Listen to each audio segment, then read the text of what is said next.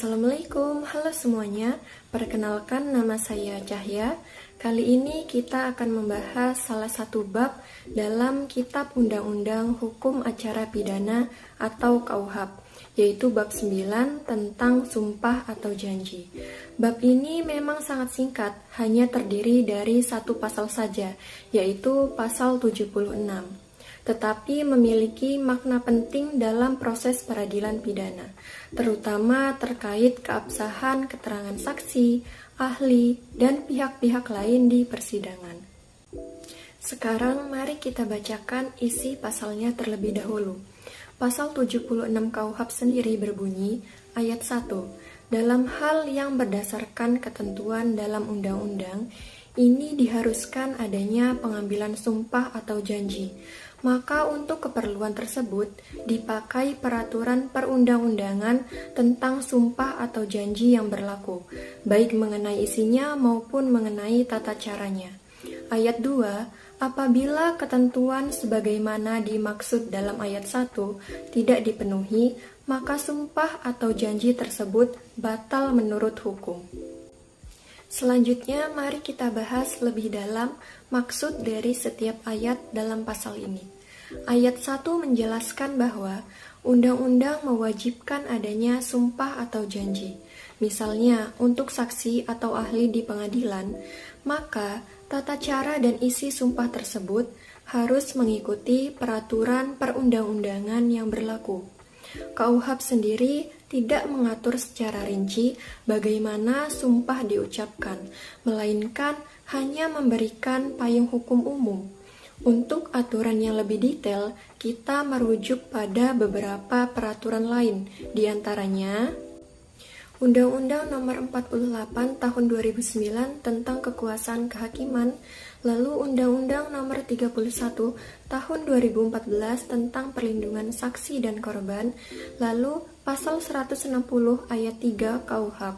Selain itu, tata cara pelaksanaan sumpah juga mengikuti praktik peradilan yang telah baku, sebagaimana pedoman Mahkamah Agung. Contoh pengambilan sumpah saksi. Hakim memimpin jalannya sumpah, saksi berdiri di hadapan majelis hakim. Petugas juru sumpah akan meletakkan Al-Quran di atas kepalanya saat mengucapkan lafaz sumpah bagi yang beragama Islam. Hakim membacakan isi sumpah, kemudian saksi diminta mengikuti dengan suara yang jelas.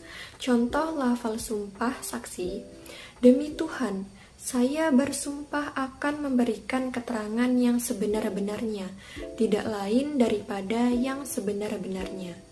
Lalu, saksi resmi disumpah. Setelah itu, barulah saksi diperbolehkan memberikan keterangannya di persidangan. Melalui ketentuan ini, KUHP menjamin agar setiap sumpah atau janji dilaksanakan secara sah, benar, dan sesuai hukum, sehingga tidak menimbulkan keraguan dalam proses peradilan. Sedangkan ayat 2 sendiri menjelaskan bahwa jika tata cara atau isi sumpah tidak dilaksanakan sesuai peraturan yang berlaku, maka sumpah atau janji tersebut batal demi hukum. Artinya, keterangan yang diberikan di bawah sumpah yang tidak sah dapat kehilangan kekuatan pembuktiannya di pengadilan. Jadi kesimpulannya, pasal 76 KUHP berfungsi untuk menjamin bahwa setiap sumpah atau janji dalam proses peradilan pidana memiliki keabsahan hukum. Aturan ini penting untuk menjaga kejujuran saksi, memastikan alat bukti sah, serta menjamin terselenggaranya fair trial, yaitu proses peradilan yang adil, jujur, dan menghormati hak semua pihak. Dengan kata lain, sumpah dalam hukum acara pidana bukan sekedar formalitas, tetapi merupakan unsur penting untuk menegakkan kebenaran dan keadilan di pengadilan. Demikian pembahasan mengenai bab 9 KUHP tentang sumpah atau janji.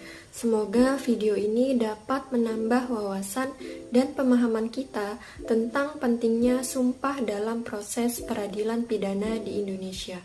Terima kasih dan sampai jumpa pada pembahasan berikutnya. Wassalamualaikum.